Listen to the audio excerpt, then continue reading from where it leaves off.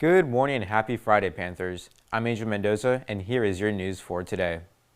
Are you a senior that is interested in performing or speaking at graduation? If so, please fill out the form that was sent to your Learn account and submit a video recording of you giving the speech or performance to cadams@conejousd.org by April 30th at 4 p.m. All submissions will be reviewed by NPHS administrators and other adult members of the graduation committee.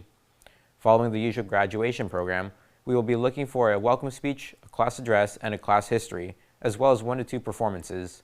Just a reminder that the administration has the right to adjust based on applicants and needs. All applicants will be informed of their auditions by May 14th.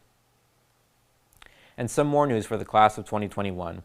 Make sure that you are frequently checking the Senior 2021 newsletter, as Mrs. Hong is constantly updating it with local job opportunities, scholarship opportunities, important deadlines, and much more. Identity is such a huge part of someone, especially gender identity. Amy looked into the stories of a couple people here on campus. Take it away, Amy.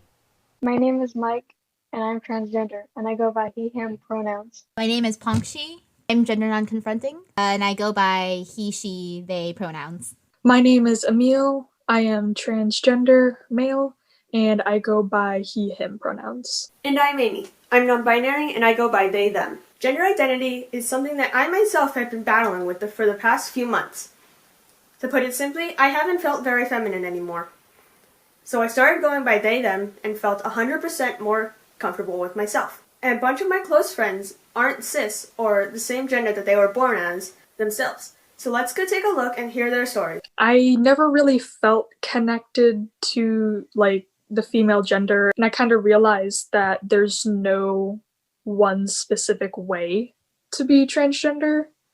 For late 2019, early 2020, I started questioning my gender. And when coronavirus happened and we all went into lockdown, it really kind of forced me to think about it. Made me realize I feel like a guy and not a girl. I've just always had issues with how I look, and I didn't really feel all that feminine, despite presenting myself quite femininely. I don't feel feminine enough to be female, but I also don't feel as attached to any gender, really.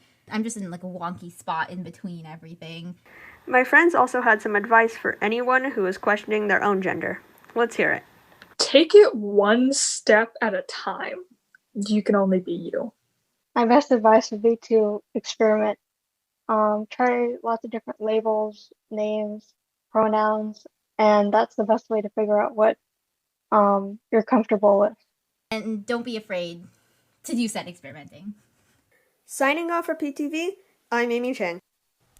Are you a musician that would like to be recognized? If so, then please send in a 15 to 30 second clip to the NPHS Instagram at Newbury Park Panthers, or reply to the email that was sent to your Learn account of you playing your instrument to post.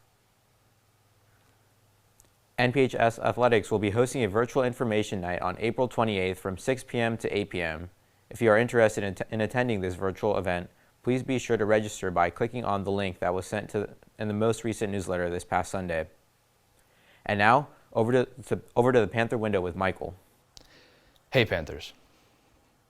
As many of you know, George Floyd was an American man who was killed by police officers in Minneapolis, Minnesota on May 25th, 2020. His death and the video of his final moments caused outrage across the country as protests and riots ensued. Now, 11 months later, a guilty verdict has been rendered by the jury, as Derek Chauvin, the man who knelt on the neck of George Floyd, has been convicted of second-degree manslaughter and third-degree murder. His charges can combine up to 75 years in prison. That being said, the other 3 men involved in the murder of George Floyd have yet to stand trial on charges of aiding and abetting second-degree manslaughter. Those charges can be up to 40 years each. That's all from me. Back to you, Angel. And speaking of athletics, just a friendly reminder that spectator allowances at sporting events are based on VCPH guidance and venue capacity for games played in the football stadium. 4 immediate household family members will be allowed per student athlete. For games held inside the gym, baseball fields, and tennis courts, 2 immediate household family members per student athlete will be allowed. Last but not least, due to the large number of athletes in the pool area, no spectators will be allowed at swim meets. Well, Panthers, that is all the news that we have for you today. Have a fantastic weekend.